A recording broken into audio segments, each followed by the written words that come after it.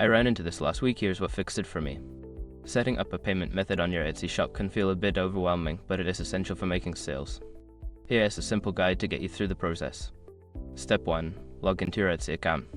Start by logging into your Etsy account. This is where you will manage all your shop settings, including payment methods. Step 2. Go to Shop Manager. Once logged in, navigate to the Shop Manager section. This is your control center for everything related to your shop. Step 3. Select Payment Settings. In the Shop Manager, find and click on Settings, then select Payment Settings. This is where you can either update your payment methods. Step 4. Choose your payment methods. You'll also see various options for payment methods, including Etsy Payments and PayPal. Select the ones you want to offer to your customers.